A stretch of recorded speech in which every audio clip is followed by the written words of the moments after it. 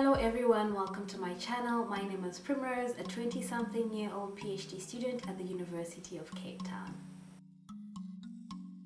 The purpose of this channel is to share from my academic and career experiences. I'm currently studying towards a PhD in political studies. My passion lies in peace building and conflict resolution. We need more women to support the agenda of women, peace and security. If you look up Agenda 1325 of the UN Security Council, you can get more information on that. In terms of what I have studied, I have a Master of Social Science degree in International Relations.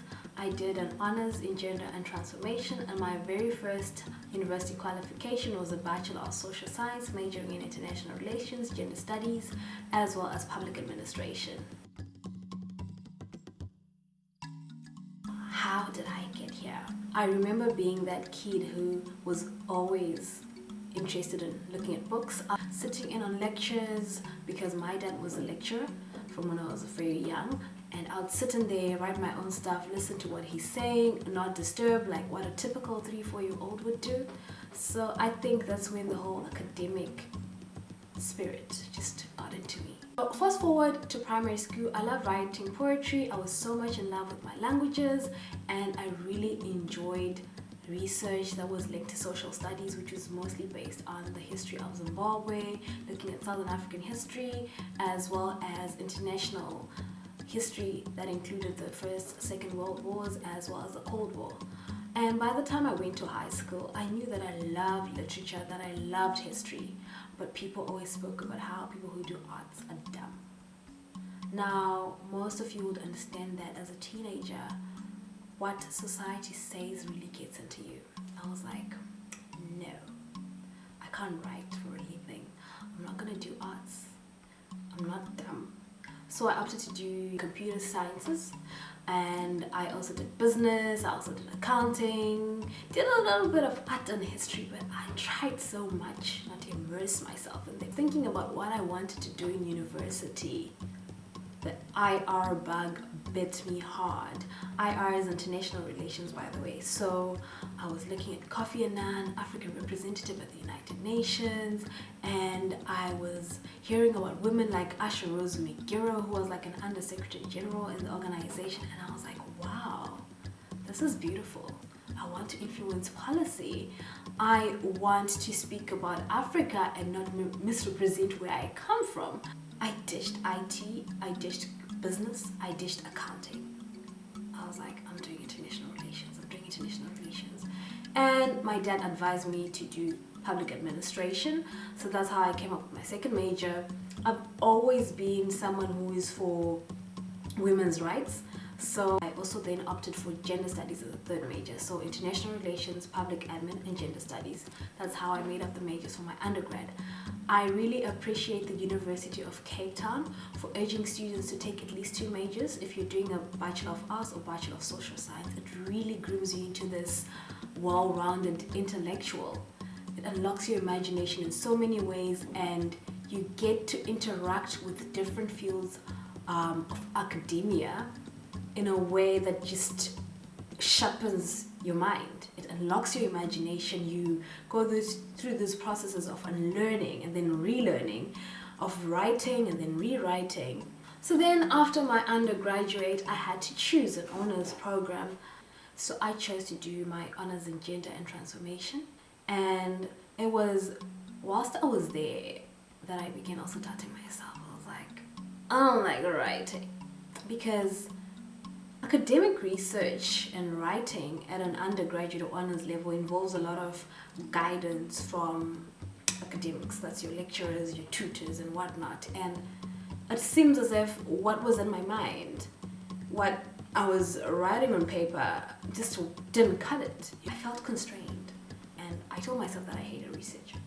But the next year after my honors, I then decided I think I need to move back to my real passion. I love international relations. I love diplomacy.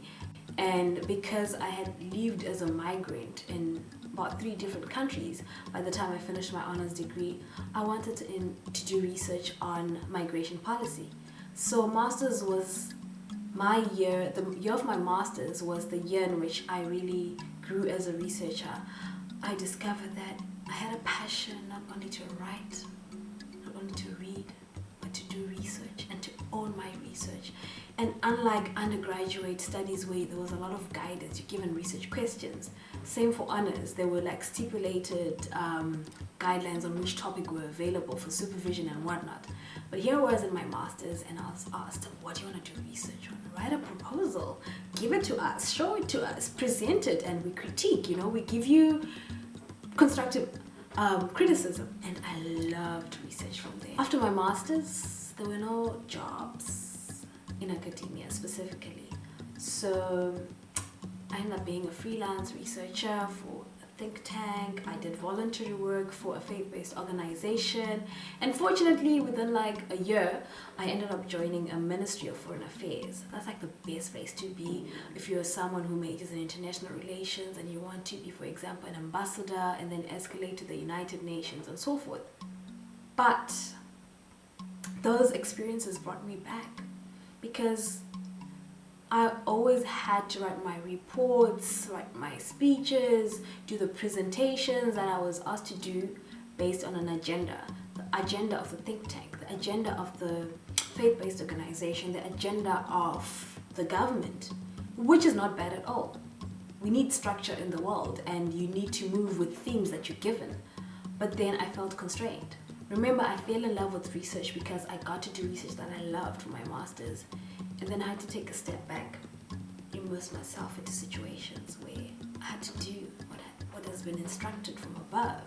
I decided I wanted to go back to school and do my PhD full-time. Doing my PhD full-time, I'm also a teaching assistant and I run an academic consultancy. Number one, a passion for reading, a passion for writing. I love writing more than I love to read. But academia requires you to read more so that when you're filling in gaps in knowledge, you've read what was written in the past, you're aware of issues that haven't been raised or issues that need to be further researched. Number three, teaching. You need to be able to teach. I've discovered that from teaching, students really love my style of delivery and they've been very receptive. I think number four, you need to be a mentor. And this might be very hard, especially if you're still progressing from undergrad through to postgraduate studies, because you go through your own mental breaks, you go through your own writer's blocks. There's a lot that happens in academia. But I think the best thing with being a mentor is just giving an ear to the people that you mentor, because that's almost always what is needed. People out there just need someone to talk to. People just need someone to hear them. So use these more than this. And whatever advice you give, you don't be imposing things on people.